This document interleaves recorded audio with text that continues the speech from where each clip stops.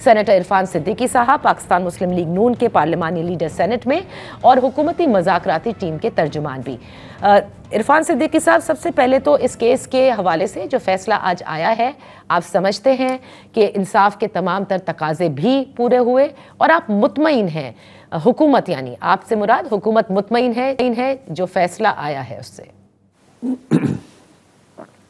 जी नादिया, मैं समझता हूँ कि हुकूमत की तरफ से एक से ज़्यादा हुकूमती वज़रा ने भी और जो बराह रास्त हुकूमत में शरीक हमारे पार्टी के ज़ोमा हैं, उन्होंने भी इस पे इज़हार ख़याल किया है। बड़ी तफसील से इसके कानूनी निकात भी बयान किए हैं और इसके जो हमारे मुल्क का CRPC है या इसके और तकाज़े हैं या इस केस का जो पस मंज़र है उस सब पे बड़ी तफसील से वो रोशनी डाल चुके हैं। तो मैं एक तो कानूनी माहिरीन में से नहीं हूँ, ना ही उस तरह से मैंने हुकूमती नुमाइंदा होते हुए इस केस की जुज़ियात और तफसीलात देखी हैं।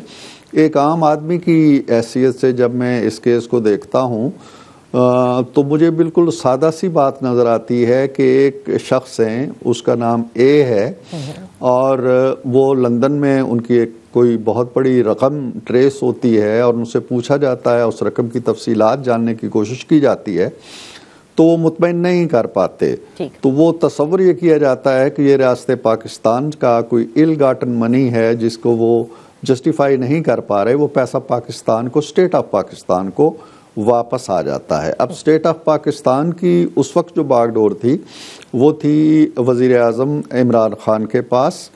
वो स्टेट ऑफ पाकिस्तान उस पैसे को एडजस्ट कर देती है उसी शख्स यानी ए के अकाउंट के अंदर जो उसने जुर्माना अदा करना था। ठीक है। सादा अल्फाज में यूं कह लीजिए कि जो रकम ए से ली गई थी वो ए को वापस कर दी गई और उसके बाद होता यह है कि ए को वापस कर देने तक अगर बात होती तो शायद केस की नौयत ज़रा कमज़ोर हो जाती।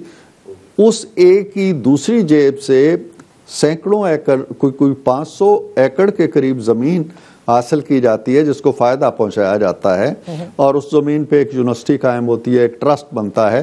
तो ये सारी जड़ें जो हैं या सारी गुत्थियां जो हैं वो बिल्कुल सुलझी हुई है, इसमें पेचीदगी नहीं थी। तो इसीलिए लोग कहते थे कि ओपन एंड शट केस है, यानी कोई चीज़ फर्जी और तखयलाती नहीं है।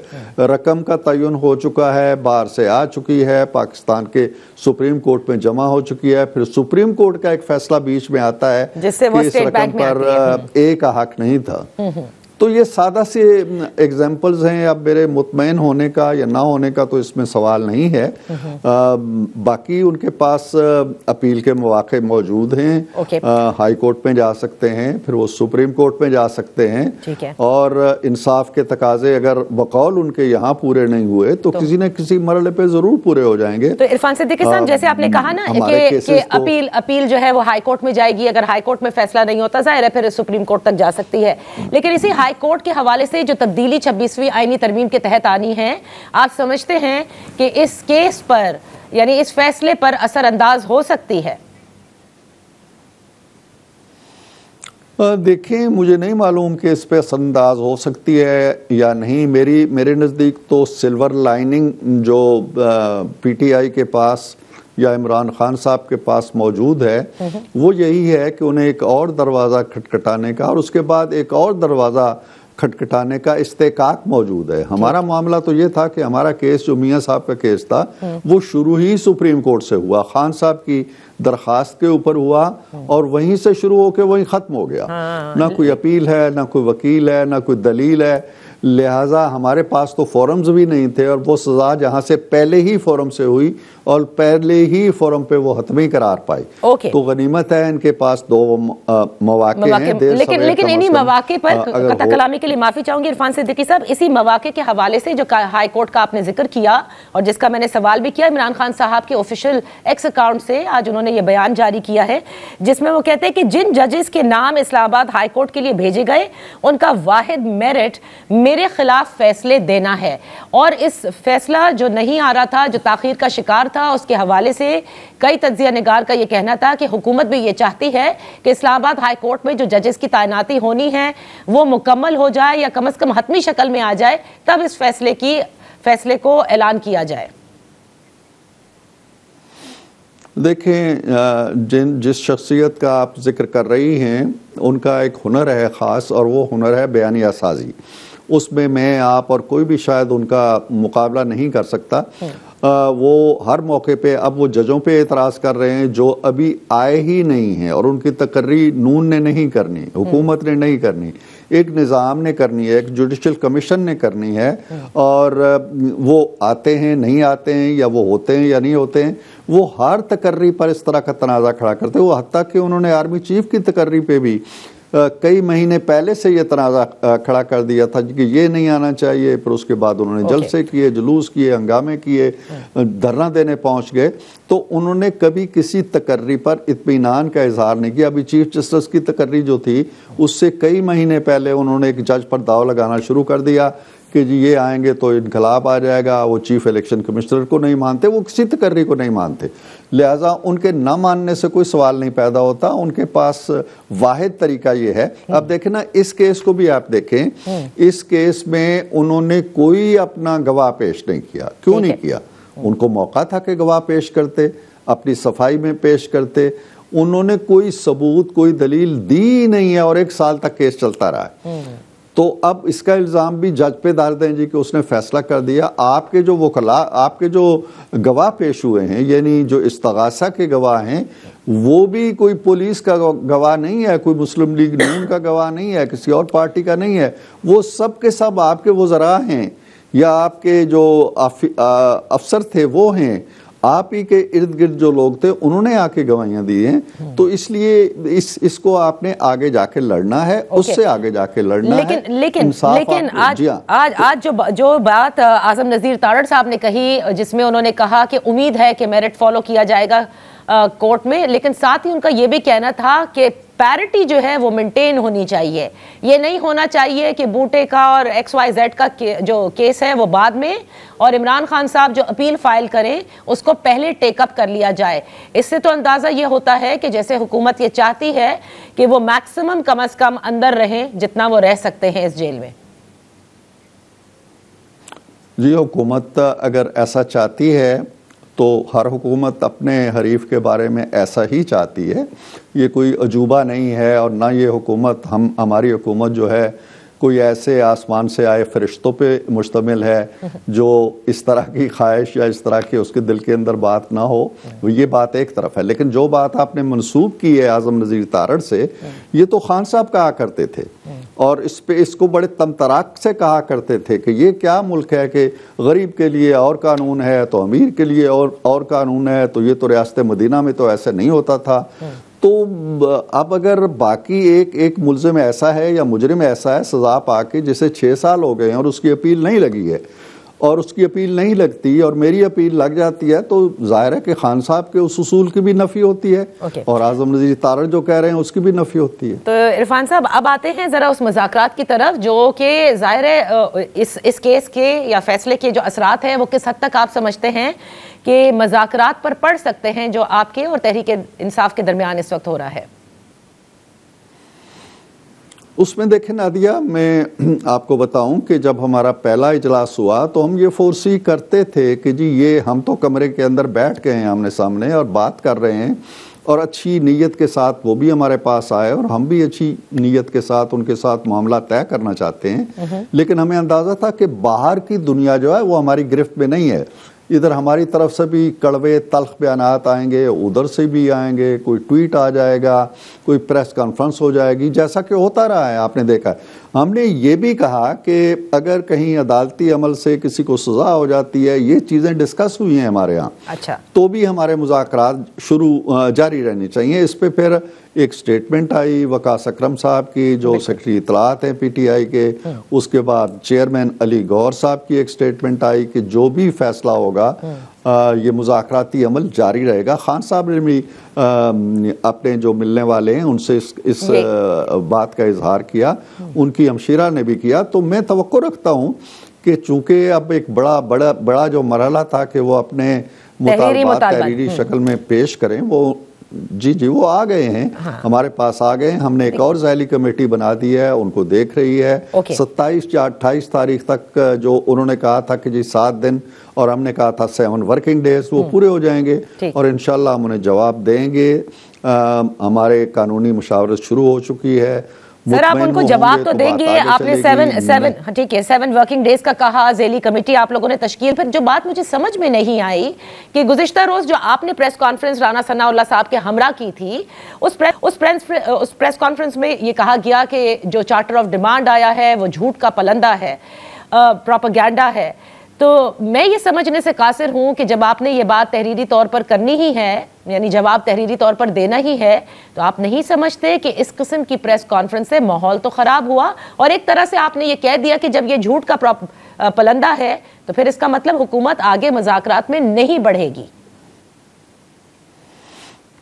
देखिए, आपने अगर उसको पढ़ा हो, उस दस्तावेज को जो 3 पेजेस पे फैली हुई है, काश मेरे पास उसका उर्दू तर्जमा था, मेरे साथ होता है इस वक्त तो मैं पढ़ के भी आपको सुनाता कि वो झूठ का अपलंदा कैसे है। और मैंने उसको चार्जशीट का नाम भी दिया था, जो आपको शायद ख्याल नहीं है कि मैंने भी कुछ कहा था उसमें। हुकूमत के खिलाफ चार्जशीट है, चार्जशीट है। और झूठ के पलंदे को हमने मंसूब नहीं किया था उनके 2 मुतालबात से, जो सीरियस मुतालबात हैं वो अपनी जगह हैं। मुतालबे हैं जिसका उन्हें हक हासिल है। उन मुतालबों से पहले जो उन्होंने एक लंबी तमहीद बांधी है ना, एक दास्तान, वो पूरी की पूरी थी, जिसको उन्होंने झूठ का पलंदा कहा था और जिसको मैंने कहा था जी कि ये चार्जशीट है। उसके अंदर इतने तल्ख अल्फाज थे और इस तरह से उन्होंने अपना केस बिल्ड किया था कि जी यहाँ खून की नदियां बह गई और यहाँ ये हो गया वो हो गया। इरफान सिद्दीकी साहब, उन्होंने बड़े तो आप लोगों ने जब ये चार्टर ऑफ डिमांड्स पेश किया गया और इसमें जो सख्त अल्फाज का उन्होंने इस्तेमाल किया, इस हवाले से आप लोगों ने बाकायदा तौर पर कल पीटीआई की मुज़ाकराती कमेटी को इस पर एतराज़ उठाया था आप लोगों ने? जी, एतराज़ बिल्कुल हमने मैंने ये जो अल्फाज जो इस्तेमाल किए थे जी कि ये चार्जशीट है, मैंने तो वहाँ बैठ के भी कहा था जी कि ये आपके मुतालबात तो अपनी जगह, लेकिन आपने तो हुकूमत के खिलाफ पूरी चार्जशीट मुरतब कर दी है, जिसका कोई वाज़ेह जवाब उन्होंने नहीं दिया। इसी तरह बाकी लोगों ने भी कहा था, नवीद कमर साहब ने कहा था और लोगों ने कहा था जी कि इसकी ज़ुबान आपने बहुत तल्ख रखी है, बहुत सख्त रखी है। ये अंदर भी पॉइंट आउट हुआ था, बाहर भी हुआ है। तो मुतालबात अपनी जगह हैं उनके, उनको हम देखेंगे और कानूनी हैसियत उनकी जो होगी, जुडिशल कमीशन बन सकते हैं नहीं बन सकते, उसको हम देखेंगे।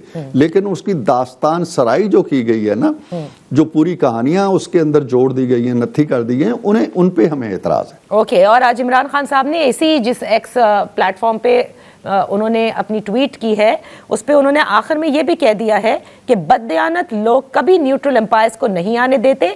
हुकूमत जुडिशल कमीशन के मुतालबे से इसलिए राह फरार इख्तियार कर रही है क्योंकि वो बददयानत है।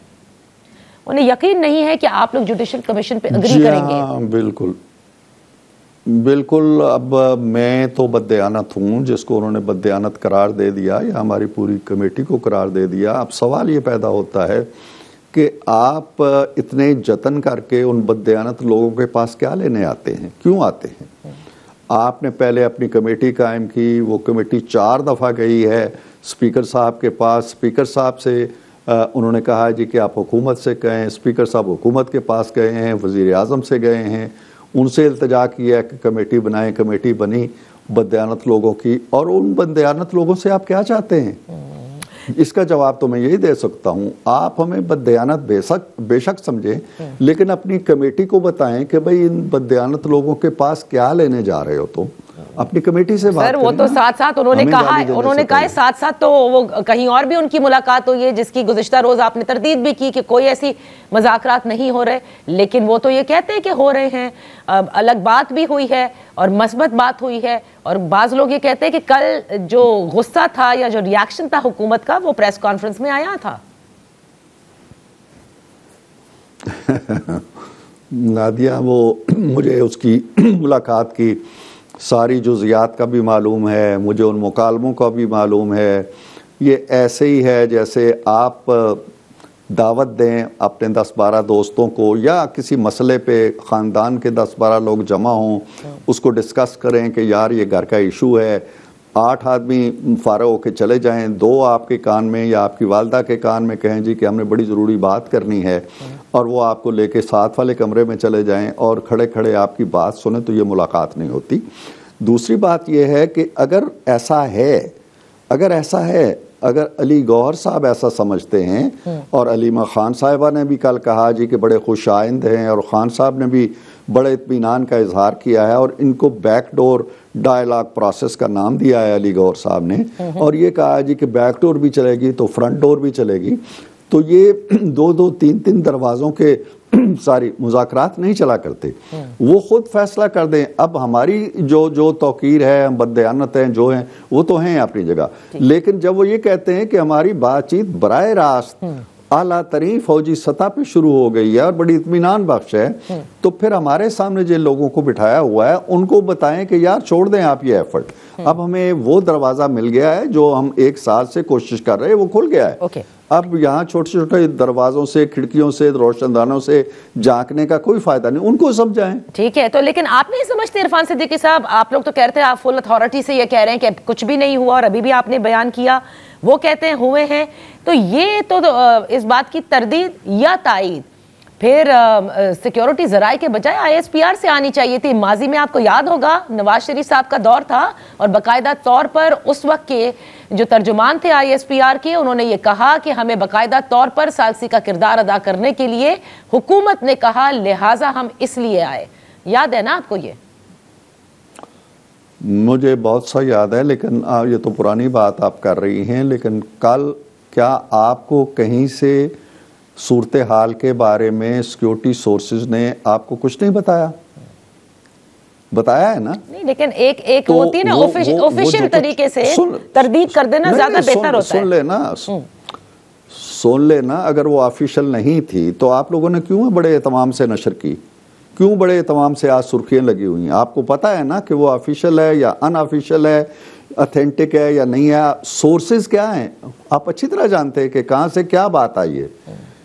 अब आप कहती हैं जी कि ISPR का ठप्पा उस पर लगना चाहिए, हो सकता है ISPR ये सोच रहा हो कि यार इस माइनर सी चीज़ को बतंगड़ बना रहे हैं तो हम इसको ज़्यादा वक़्त ना दें, उनकी अपनी प्रायोरिटीज हो सकती हैं, लेकिन उन्होंने जो सूरत हाल थी वो आपको बता दी है। सही। अच्छा इरफान सिद्दीकी साहब, आखिर में बस एक चीज़ बताते जाए मुझे कि आज अली अमीन गंडापुर साहब की मुलाकात वन ऑन वन हुई है इमरान खान साहब से, और काफ़ी लंबी हुई है।